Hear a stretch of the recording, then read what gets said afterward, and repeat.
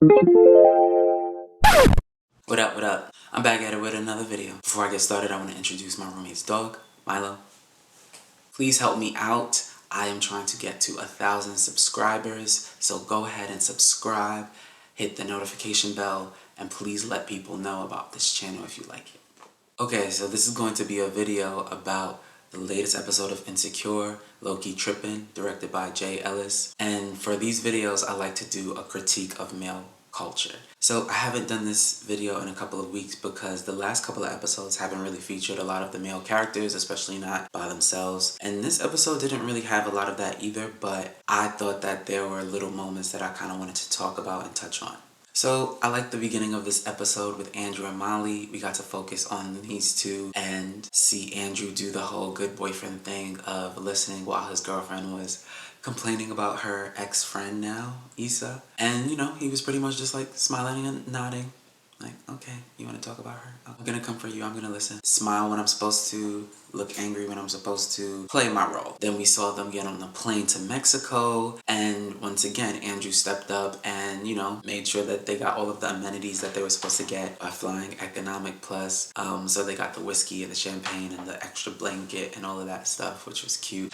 So moving on to them getting to Mexico, there were these little charged moments between the two brothers, between Andrew and between Victor. We got to see them immediately rag on each other. Victor said that Andrew used to look like Russell Brand. Victor still looks like Mark Zuckerberg. That made for some funny banter and some funny moments. But it did kind of make me wonder why so many guys kind of get on each other, especially in front of women. Yeah, I've seen this in real life. You could be nice and chummy with one of your friends, but then once a girl comes around or once a woman comes around, things start to change and there has this there's this sort of competitive edge and who's going to be the alpha male. It's certainly something worth paying attention to. And we saw Victor right away say congratulations to Molly on making it so long with Andrew. He doesn't usually have women who last this long. And so that was kind of like a nod to the Russell Brand comment, because Russell Brand in the past has been known as a womanizer. It was also a nod to episodes ago where Molly was basically telling Andrew, I haven't had a relationship go on this long where I had to actually adjust my life around the relationship. That was a moment for me of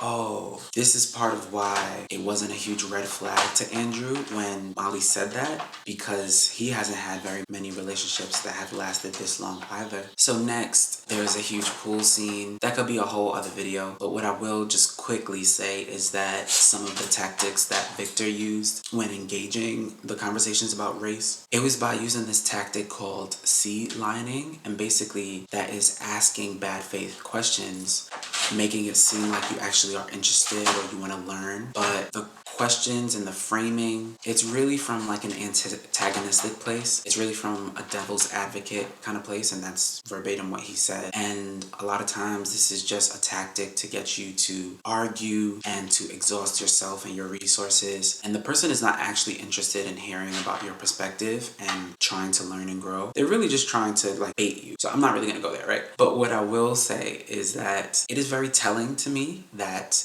these two have not had a conversation, an honest conversation about race. I know a lot of people like to say, oh, I'm colorblind, love is colorblind, and things like that.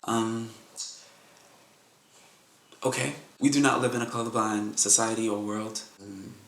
So I will leave it at that. But yeah, it becomes clear to me that this is kind of just a placeholder relationship, since they haven't had these conversations around race, but also because they're on such different pages a lot of the time. Even as far as bedroom is concerned, we saw Molly bring, really beautiful lingerie and some perfume, and we saw Andrew bring a bunch of sex toys. We saw Andrew hint that he is into BDSM and, sub-dom relationships, and Molly talked about bringing a feather.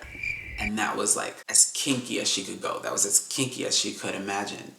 And that made for like a funny moment, but what are the writers trying to tell us? They're trying to tell us that they are on two different pages and that it's kind of this relationship for relationship's sake. And you know, a lot of people do this, a lot of men too do this specifically. They will be in a relationship just to be in a relationship as like a placeholder or in a way to prove to other people in their lives that I can do this, I can have a girlfriend, I can be with somebody, I'm relationship material. And I want to know what you all think about that. Do you think it is necessarily a bad thing to be in a relationship just to say that you're in a relationship? I want to hear what y'all have to say. Okay, well, that's the video. I know it wasn't too much that I could critique about male culture in this, but I just wanted to give y'all a video. Please let me know what you think in the comments below, and I'll see you next time.